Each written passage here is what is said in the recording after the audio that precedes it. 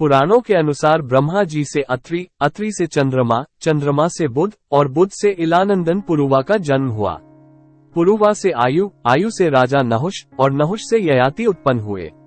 ययाति से पुरु हुए। पुरु के वंश में भरत और भरत के कुल में राजा कुरु हुए। कुरु के वंश में शांतनु का जन्म हुआ।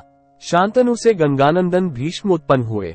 उनके 2 छोटे भाई और थे, चित्रांगद और विचित्रवीर्य। ये शांतनु से सत्यवती के गर्भ से उत्पन्न हुए थे। शांतनु के स्वर्गलोक चले जाने पर भीष्म ने अविवाहित रहकर अपने भाई विचित्रवीर्य के राज्य का पालन किया। भीष्म महाभारत के प्रमुख पात्रों में से एक हैं। ये महाराजा शांतनु के पुत्र थे। अपने पिता को दिए गए वचन के कारण इन्होंने आजीवन ब्रह्मचर्य का व्रत लिया था। इन्हें इच्छा मृत्यु का वरदान प्राप्त था। एक बार हस्तिनापुर नरेश दुष्यंत आखेट खेलने वन में गए। जिस वन में वे शिकार के लिए गए थे उसी वन में कर्ण ऋषि का आश्रम था। कर्ण ऋषि के दर्शन करने के लिए महाराज दुष्यंत उनके आश्रम पहुंच गए। पुकार लगाने पर एक अति लावण्यमयी कन्या ने आश्रम से निकलकर कहा, हे राजन, महर्षि तो तीर्थ यात्रा पर गए हैं, किंतु आपका इस आश्रम में स्वागत है। उस कन्या को देखकर महाराज दुष्यंत ने पूछा, बालिके आप कौन हैं? बालिका ने कहा, मेरा नाम शकुंतला है और मैं कर्ण ऋषि की पुत्री हूँ। उस कन्या की बात सुनकर महाराज दुष्यंत आश्चर्यचकित होकर बोले, महर्षि तो आजन्म ब्रह्मचारी हैं, फिर आप उनकी पुत्री कैसे ही? उनके इस प्रश्न के उत्तर में शकुंतला ने कहा, वास्तव में मेरे माता पिता मेनका और विश्वामित्र हैं। मेरी माता ने मेरे जन्म होते ही मुझे वन में छोड़ दिया था, जहाँ पर शकुंत नामक पक्षी ने मेरी रक्षा की, इसीलिए मेरा नाम शकुंतला पड़ा। उसके बाद कर्ण ऋषि की दृष्टि मुझ पर पड़ी और वे मुझे अपने आश्रम में ले आए। उन्होंने ही मेरा भरण पोषण किया। जन्म देने वाला, पोषण करने वाला तथा अन्न देने वाला, ये तीनों ही पिता कहे जाते हैं। इस प्रकार कर्ण ऋषि मेरे पिता हुए। शकुंतला के वचनों को सुनकर महाराज दुष्यंत ने कहा, शकुंतले, तुम क्षत्रिय कन्या हो। यदि तुम्हें किसी प्रकार की आपत्ति न हो तो मैं तुमसे विवाह करना चाहता हूँ। शकुंतला भी महाराज दुष्यंत पर मोहित हो चुकी थी, अतः उसने अपनी स्वीकृति प्रदान कर दी। दोनों ने गंधर्व विवाह कर लिया। कुछ काल महाराज दुष्यंत ने शकुंतला के साथ विहार करते हुए वन में ही व्यतीत किया। फिर एक दिन वे शकुंतला से बोले, प्रियतमे, मुझे अब अपना राजकार्य देखने के लिए हस्तिनापुर प्रस्थान करना होगा। महर्षि कर्ण के तीर्थ यात्रा से लौट आने पर मैं तुम्हें यहाँ से विदा कराकर अपने राजभवन में ले जाऊंगा। इतना कहकर महाराज ने शकुंतला को अपने प्रेम के प्रतीक के रूप में अपनी स्वर्ण मुद्रिका दी और हस्तिनापुर चले गए। एक दिन उसके आश्रम में दुर्वासा ऋषि पधारे। महाराज दुष्यंत के विरह में लीन होने के कारण शकुंतला को उनके आगमन का ज्ञान भी नहीं हुआ और उसने दुर्वासा ऋषि का यथोचित स्वागत सत्कार नहीं किया। दुर्वासा ऋषि ने इसे अपना अपमान समझा और क्रोधित होकर बोले, बालिके, मैं तुझे शाप देता हूँ कि जिस किसी के ध्यान में लीन होकर तूने मेरा निरादर किया है वह तुझे भूल जाएगा। दुर्वासा ऋषि के शाप को सुनकर शकुंतला का ध्यान टूटा और वह उनके चरणों में गिरकर क्षमा प्रार्थना करने लगी।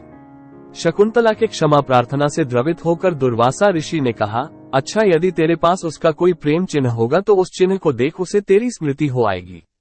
महाराज दुष्यंत से विवाह से शकुंतला गर्भवती हो गई थी। कुछ काल पश्चात कर्ण ऋषि तीर्थ यात्रा से लौटे तब शकुंतला ने उन्हें महाराज दुष्यंत के साथ अपने गंधर्व विवाह के विषय में बताया। इस पर महर्षि कर्ण ने कहा, पुत्री, विवाहित कन्या का पिता के घर में रहना उचित नहीं है। अब तेरे पति का घर ही तेरा घर है। इतना कहकर महर्षि ने शकुंतला को अपने शिष्यों के साथ हस्तिनापुर भिजवा दिया। मार्ग में एक सरोवर में आचमन करते समय महाराज दुष्यंत की दी हुई शकुंतला की अंगूठी, जो कि प्रेम चिन्ह थी, सरोवर में ही गिर गई। उस अंगूठी को एक मछली निगल गई। महाराज दुष्यंत के पास पहुंचकर कर्ण ऋषि के शिष्यों ने शकुंतला को उनके सामने खड़ी करके कहा, महाराज, शकुंतला आपकी पत्नी है, आप इसे स्वीकार करें। महाराज तो दुर्वासा ऋषि के शाप के कारण शकुंतला को विस्मृत कर चुके थे, अतः उन्होंने शकुंतला को स्वीकार नहीं किया और उस पर कुलटा होने का लांछन लगाने लगे।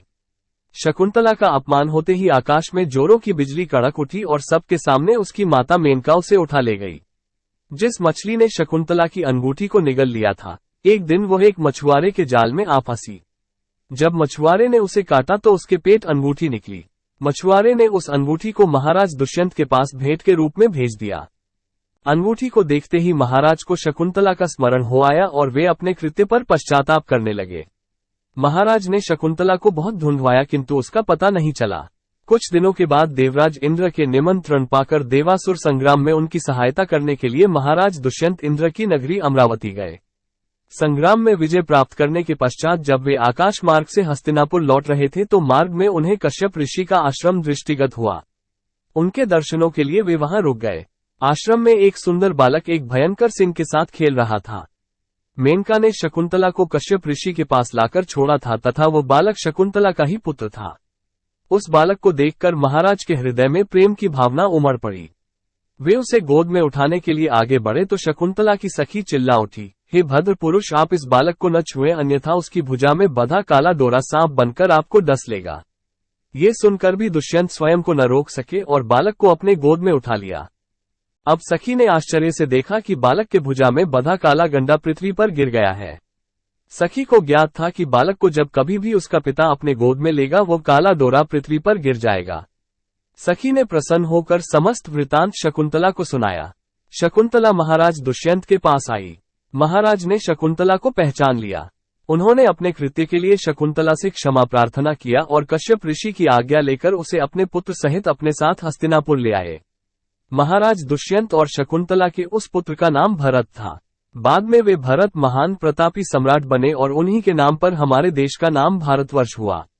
धन्यवाद दोस्तों।